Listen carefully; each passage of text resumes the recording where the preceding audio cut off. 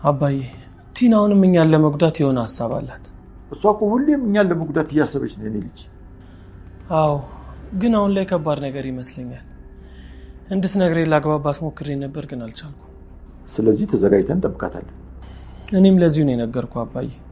ተዘጋጅተን እኮ ምን ጠብቃት ከሆነ ምላሹ የከፋ ይሆናል። ትሁት ላይ ነው ወይስ ንብረቱ ላይ? ድርጅትና ቤት ነው ምናምን ስትል የነበረው። ስለዚህ ስለ ትሁት አይመስለኝም። እንኳን ስለ ትሁት አልሆነ እንጂ ሌላ ነገር ችግር የለውም። ምናልባት ያገናኛቸው ቀዳዳ ካለ ብዬ ነው አባዬ። እሱን እናያለን የኔ ልጅ። አሁን ምንም የማድረግ አቅም የላትም። ምክንያቱም ተዘጋጅተን እንጠብቃታለን።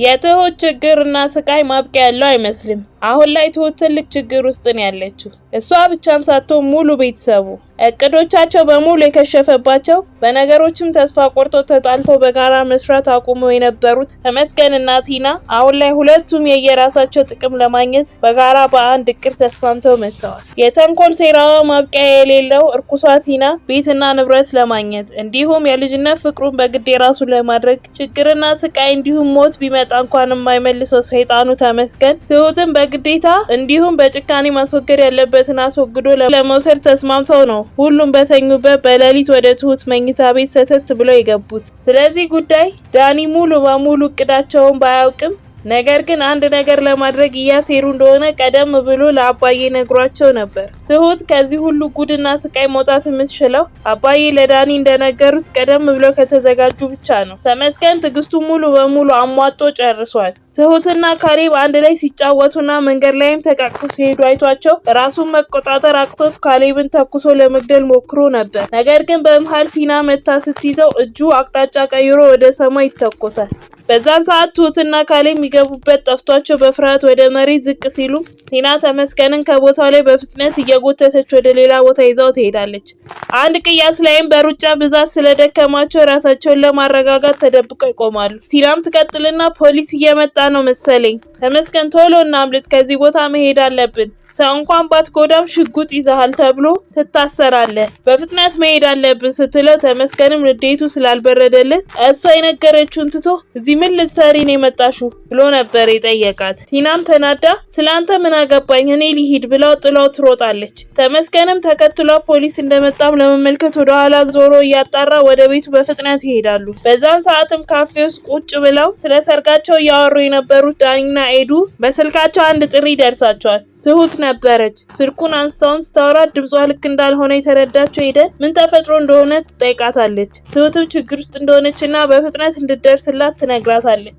ዳኒና ኤደንም በፍጥነት ተያይዘው ወደ ትሁት ጋር ይሄዳሉ። ተመስገንና ቲናም ከፖሊሶች አምጠው ቤት ደርሰዋል። ካሌብን ከመግደል ስላቋረጠችው የተናደደው ተመስገን ቆይ እዛ ቦታ ላይ ምን ልትሰሪ ነው የመጣሽው ብሎ ቲና ላይ ጮህባታል። እሷም ቀጥላ ሰማኛለህ እስር ቤት ገብተህ ከመበስበስ ነው ያዳንኩ። ቆይ ምን ልታደርግ ነበር? ልትገላቸው? ቆይ አንተ ግን አታስብም? ምን አይነት ደነዝ ነህ ስትለው ተመስገንም በንዴት ራሱን መቆጣጠር አቅቶት በሽጉጡ መያዣ አንገቷን ብሎ መሬት ላይ ይዘርራታል። በዛን ሰዓት ምን እየተፈጠረ እንኳን ምንም ያላወቁት አባዬ ቤታቸው ውስጥ ተቀምጠው መጽሐፋቸውን እያነበቡ ባሉበት ኤደን ትሁትን ደገፍ አድርጋ ይዛት ትገባለች። ሲመለከቷትም ደንግጠው ምን ተፈጥሮ እንደሆነ ኤደን ይጠይቋታል። ኤደንም ቀጥላ ተረጋጋ አባዬ ደህና ናት፣ ከካሌብ ጋር አብረው ነበሩ፣ ድንጋት እነሱ የነበሩበት ቦታ ተኩስ ተፈጥሮ ተረብሾ ነው ስትላቸው አባዬ እና ልጅስ ካሌብስ ብለው እየተንተባተቡ ይጠይቃሉ። ኤደንም ደህና እንደሆነ ፖሊሶች ለአንዳንድ ጥያቄዎች ያየውን እንዲናገር ወስደውት ነው እና ደግሞ ዳኒ አብሮት አለ። ትሁት መረጋጋት ስላልቻለች ነው ይዣት የመጣሁት ትላቸዋለች። መሬት ላይ ተዘረራ የነበረችው ቲናን ቦታ ቀይሮ መሬት ላይ አስተኝቷት የነበረው ተመስገን ቁጭ ብሎ ትሁት ከካሌብ ጋር ስትጫወት ያየውን በንዴት ውስጥ ሆኖ እያስታወሰ ባለበት ቲና ከወደቀችበት ትነሳለች። ተመስገንም ቀጥሎ ከኔ ጋር አፍ መካፈቱ ቢቀርብሽ ነው የሚሻለው ሲላት፣ ቲናም ሰይጣን ነህ እሺ። ተመስገንም እየሳቀባት ሰሚኛልሽ፣ ከዚህ በኋላ ከኔ ጋር ለመጋፈጥ እንዳትሞክሪ ብሎ ሲላት በንዴት ተነስታ ጥላው ትወጣለች። ቀጥታ የሄደችው ወደ ዳኒ ጋር ነበር። ካፌ ውስጥ ተቀምጠው ማውራት ይጀምራሉ። ዳኒም ቀጥሎ ትናንት ቤት ስመጣ አልነበርሽም የት ነበርሽ ብሎ ሲላት፣ ቲና ምን አገባህ የትስ ብሆን ትለዋለች። ዳኒም ቀጥሎ ትናንት እነ ትሁት ላይ እናንተ ናችሁ አይደል የተኮሳችሁ ሲላት፣ ቲና ደንግጣ ምን የምን ሽጉጥ ነው የምትለው? ስለምታወራው ነገር ምንም የማውቀው ነገር የለም ትለዋለች። ዳኒም እሺ በቃ ግን ስለ ቤቱ ጉዳይ ምን እያሰብሽ ነው ብሎ ሲላት፣ ቲና ቤትህን ያስኩብህ አይደል? በጣም ይቅርታ፣ አሁን ላይ ቤት ተከራይቶ የመኖር ሀሳብ የለኝም። ምክንያቱም ለእኔ የሚገባኝ ቤት አለ፣ እሱን ደግሞ የራሴ ያደርገዋለሁ። አሁን ላይ ስለ ድርጅቱና ቤቱ ብቻ ነው ማሰብ የምችለው። የዛን ቤት ንብረት አግኝቼ ድህነትን ደህና ሰንብት ብለ ነው ከዛ በሰላም ስንኖር ስትለው፣ ዳኒም እና እሱን ለማድረግ ያሰብሽው እቅድ አለ ብሎ ለመሰለል ሲሞክር፣ ቲና ግን ዳኒን ያስደነገጠው ምላሽ ነበር የሰጠችው። እቅዴን አልነግርህም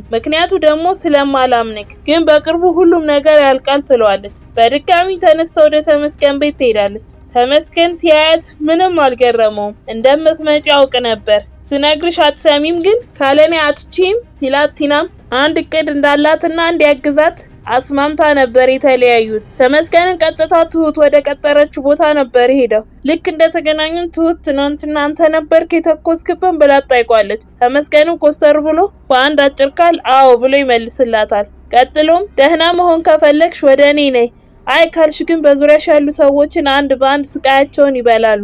ያ ሁሉ ከመሆኑ በፊት ወደ እኔ ብትመጪ ነው የሚሻልሽ ብሎ ጥሏት ይሄዳል። በዛን ሰዓት ነው ዳኒ አባዬ ጋር መጥቶ ቲና አንድ እቅድ እንዳላት ግን ስላላመነችው ምን እንደሆነ እንዳላወቀና ቀድመው እንዲጠነቀቁ የነገራቸው።